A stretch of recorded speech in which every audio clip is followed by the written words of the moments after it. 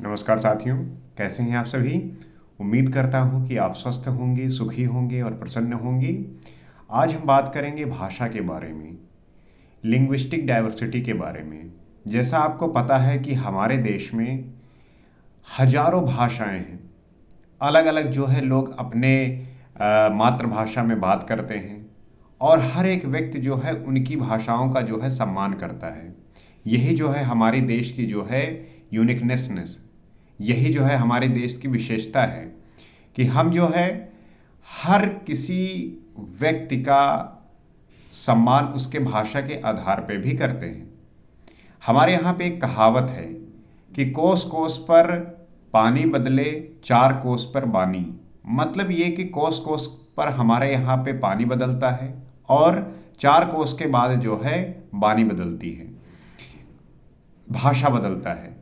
तो हमारे यहाँ पे जो रिसर्च हुई है, जो जानकारी है, वो ये है कि जो हमारे यहाँ पे मातृभाषा है वो लगभग 1600 के आसपास है।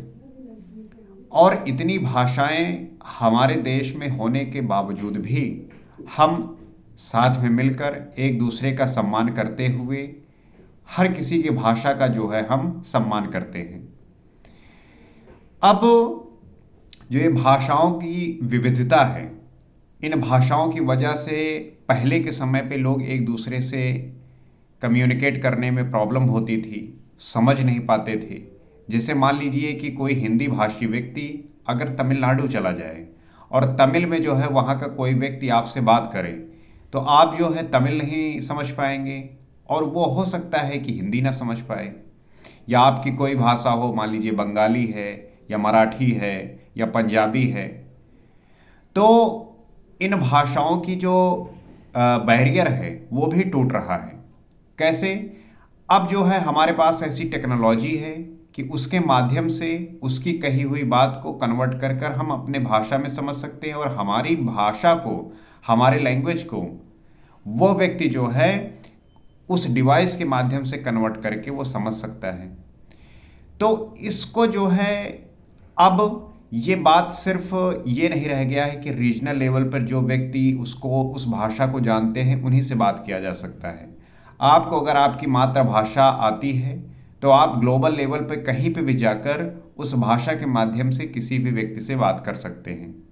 आप देखते होंगे कि हमारे प्राइम मिनिस्टर जो है बहुत सारी जगहों पर हिंदी में ही बात करते हैं, लेकिन वो डिवाइस कन्वर्ट करके, ये जो ट्रांसलेटर होते हैं वो कन्वर्ट करके जो है किसी दूसरे देश के प्रतिनिधि को उनकी भाषा में समझाते हैं।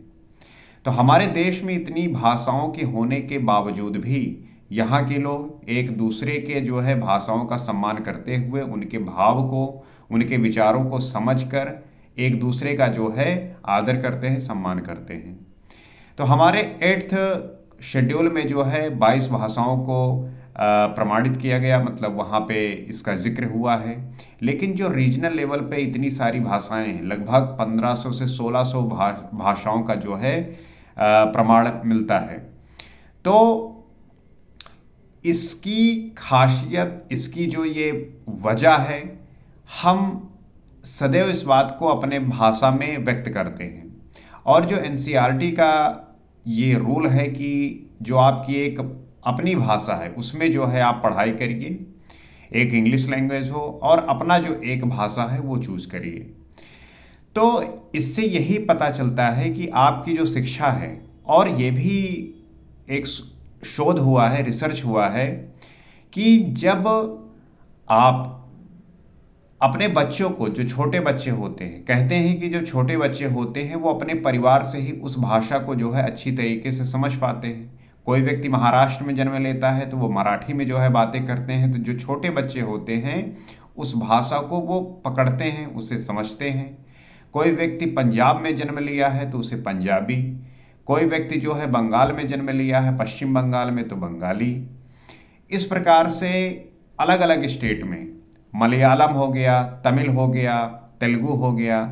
तो जो बच्चे छोटे होते हैं परिवार से ही वो भाषा को सीख जाते हैं, उसी भाषा में बात करते हैं और उस लैंग्वेज में इतने कंफर्टेबल होते हैं कि उन्हें कोई भी बात सिखाई जाए वो बड़े ही आसानी से सीख पाते हैं, समझ पाते हैं। तो जब उनका बेसिक स्तर पे जो पढ़ाई हो, अगर वो उस लैंग्वेज में हो तो कहा जाता है कि उसमें समझ जो है उनकी ज़्यादा चीज़ें समझ में आती हैं और बहुत ही उस बात को सही तरीके से सोच पाते हैं। जैसा कि आप देखते होंगे कि जब यही बात हुई तो अलग अलग जो कम्पिटिटिव एग्ज़ाम होते हैं उनमें जो है इंग्लिश को मैंडेट किया गया, कंपलसरी किया गया। तो इसमें हुआ क्या कि जो व्यक्ति मान लीजिए हिंदी भाषी है, बंगाली है, पंजाबी है, तमिल है, तेलुगु है, उसी भाषा से उसने पढ़ाई की है। अब इंग्लिश जो है उसके लिए वो इतनी सहज भाषा होती नहीं है, उसको जो है उसमें मुश्किल होती है।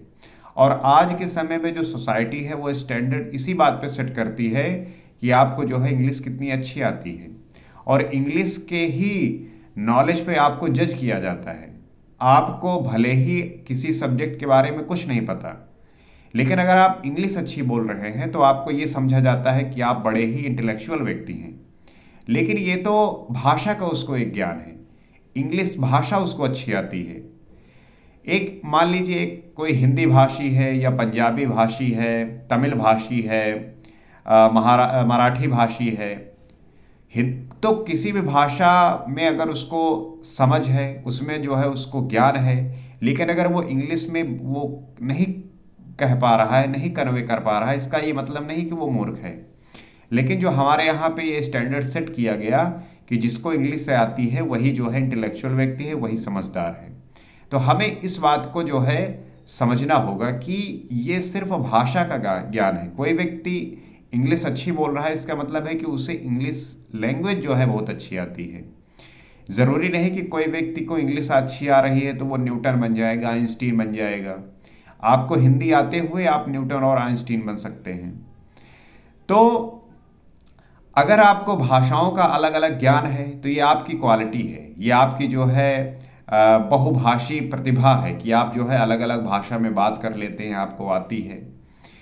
तो हमें इस देश में रहते हुए, समझते हुए, ये जानते हुए कि हमारे यहाँ पे कुछ 100 किलोमीटर 200 किलोमीटर पे एक तरीके से पूरी भाषा ही बदल जाती है।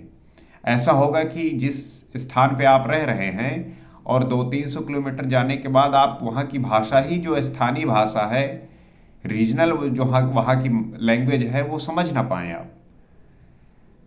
तो समय के साथ ये सारी चीज़ें जो है बदल रही हैं। किसी की कोई भी भाषा हो, उस भाषा में जो है बात करते हुए आप टेक्नोलॉजी के माध्यम से उन बातों को समझ सकते हैं। ये काफ़ी जो ज़्यादा जो है कभी कभी मुश्किल ही पैदा कर देती है, क्योंकि मान लीजिए कोई दो व्यक्ति हैं, ये कभी कभी ऐसा होता है कि जब आप फॉरेन कंट्री जाते हैं और आपको उस देश की जो है लोकल लैंग्वेज नहीं आती, तब जो है मुश्किलात आती है। लेकिन टेक्नोलॉजी के होने से ये चीज़ें अब बेहतर हो रही हैं। मान लीजिए कोई जापानी व्यक्ति है और वो इंडिया में आता है, और यहाँ पे जो है ज़्यादातर जो है हिंदी भाषी लोग होते हैं, तो वो हिंदी में बात करते हैं। वो जापानीज़ में जानता है, हिंदी उसे पता नहीं है, तो वो जापानी में बोलकर उसे हिंदी में ट्रांसलेट करके आपको बता सकता है कि वो ये बोल रहा है। और आप हिंदी में बोलेंगे, डिवाइस जो है, टेक्नोलॉजी जो है, वो कन्वर्ट करके आप वो जापानी में उसको समझा देगी।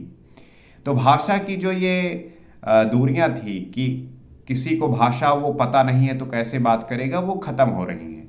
अब बात ये है कि जो ये भाषाएं हैं, हमें कैसे जो है ये यूनाइट रखती हैं, और हमें जो है कैसे अपने इस भाषा का सम्मान करते हुए हम कैसे ग्रो होते हैं, कैसे इसका सम्मान करते हैं। क्योंकि ये सिर्फ लैंग्वेज ही नहीं, ये हमारी आइडेंटिटी, हमारे कल्चर और हमारी जो है सारी संस्कृति को जो है प्रदर्शित करती है।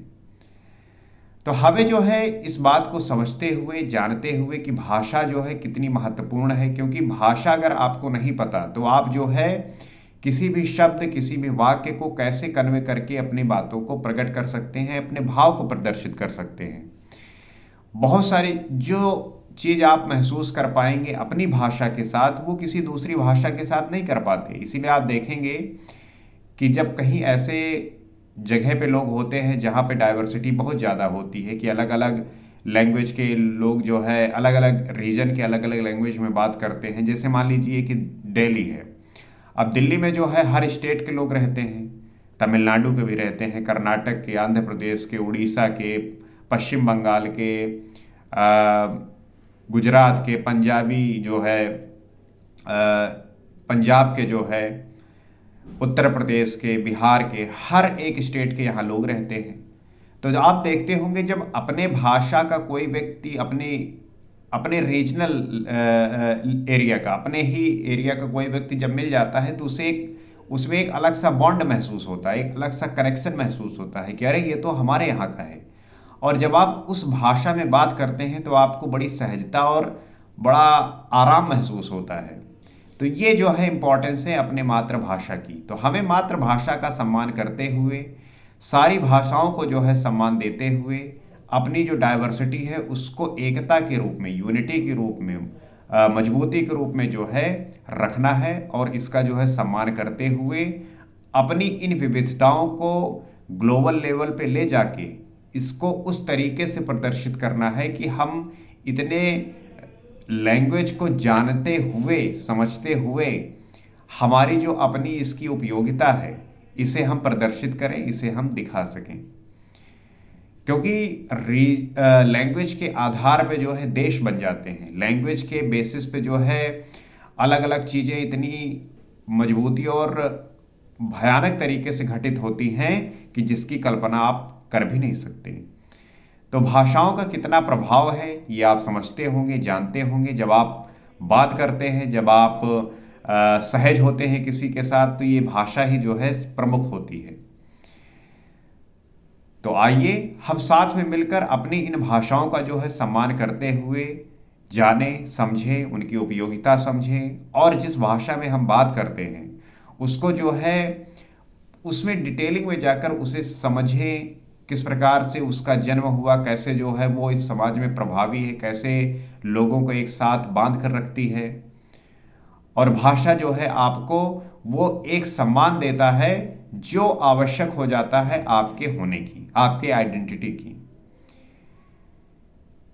तो इसी उम्मीद के साथ कि आप इन बातों को समझ पा रहे होंगे, अपने इन बोलचाल की भाषाओं को नज़रअंदाज न करते हुए इनकी उपयोगिता और इनके महत्व को समझें और इनका जो है अच्छे से जो है सम्मान करें। ये नहीं कि जिस भाषा में आप कंफर्टेबल हैं आप वही आपके लिए बेहतर है।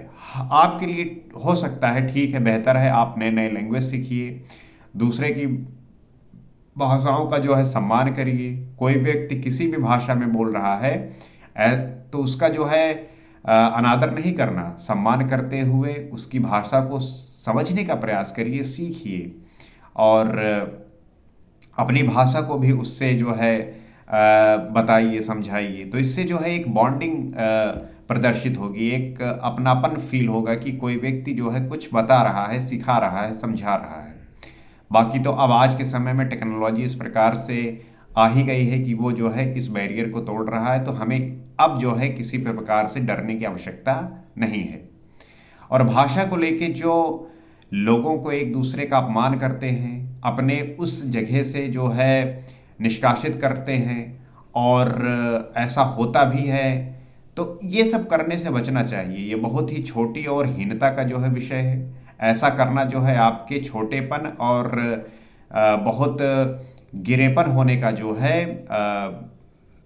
चरित्र स्पष्ट करता है। हमें अपने भाषा का सम्मान करते हुए जिस भाषा में आप बात करते हैं, दूसरे की भी भाषा का जो है सम्मान करना चाहिए और उसको जो है उसी प्रकार से ट्रीट करना चाहिए जैसे कोई आपको, अगर आप उस स्थान पे जाएंगे तो आपको साथ वो ना हो। तो इन सब बातों को समझते हुए बड़ी संवेदना के साथ हर किसी का सम्मान होना चाहिए।